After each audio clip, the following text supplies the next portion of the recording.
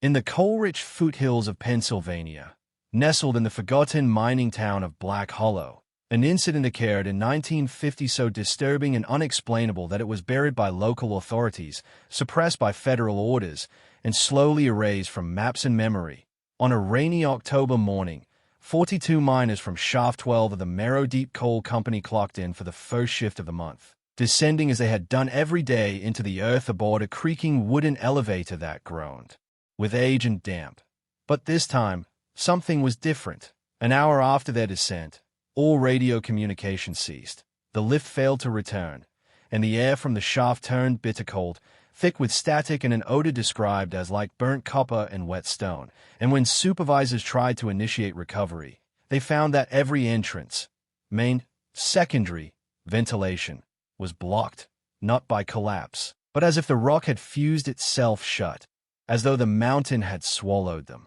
whole. And despite frantic efforts from rescue teams, engineers, and even dynamite crews, no access could be gained. And after 2 weeks, with no sound, no bodies, and growing national attention, the company halted operations, declared the men lost in a tragic geological shift, paid hush money to families, and sealed Shaft 12 with concrete and steel, erecting a quiet monument on the surface and closing the mine permanently. But the families, especially those of the younger workers, some only 17 or 18 years old, never believed the official story, because a few hours before the miners vanished, several of them had written strange final entries in their journals and logbooks mentioning voices in the rock, scratching from below, and most chillingly, a door that wasn't there yesterday deep inside Tunnel D. A part of the mine said to have been closed since 1912 after a fatal cave-in killed 18 men who were never recovered, and over the decades that followed,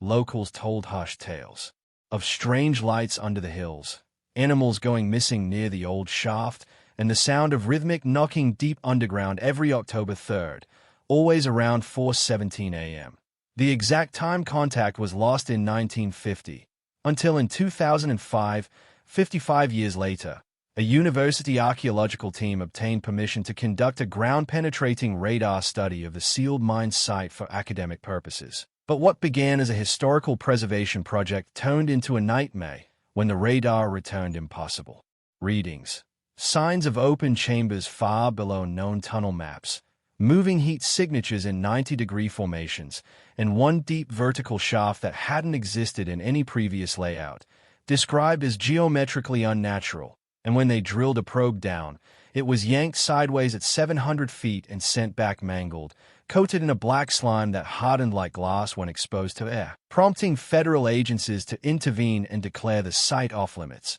But the lead researcher, Dr. Malcolm Keene, continued in secret, organizing a small team to access the mine via an abandoned ventilation shaft known only from original 1927 blueprints, and what they found beneath defied logic. The tunnels were not collapsed but twisted, bent like melted rebar, and the walls had veins, pulsing, dark red ridges that vibrated softly, and everywhere they turned, they found signs of the miners, helmets, pickaxes, boots. But no bodies, only shadows burned into the walls, like Hiroshima imprints, mid-motion, men turning or covering their faces, and farther down, they came upon the door, 20 feet tall, embedded into raw rock, etched with symbols that pulsed in dim orange light, and in front of it lay dozens of flattened metal tags, their ID badges, bent and scorched, and when Dr. Keene touched the door, it gave a low vibration,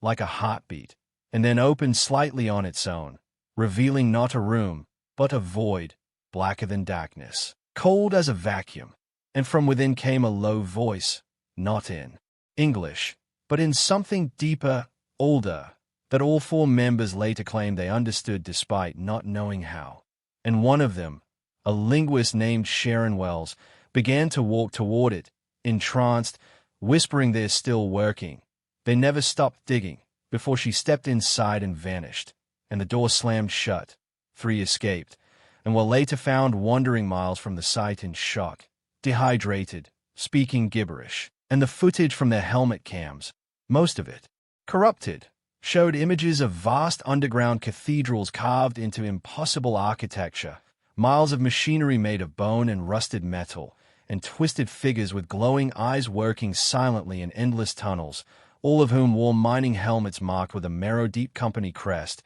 and in the final clear frame, one man turns to the camera, grins, and his face is identical to Thomas Gray. A 19-year-old miner declared, dead in 1950, unchanged by time, his eyes hollow and black, and since then, every attempt to revisit the site has ended in mysterious equipment failure, disappearances, and silent threats sent to those who dig too deep, literal and figurative. And it's said that on October nights, if you go near the old shaft, you'll hear pickaxes tapping in perfect rhythm, and a voice in the dark whispering, "Keep digging, we're almost through."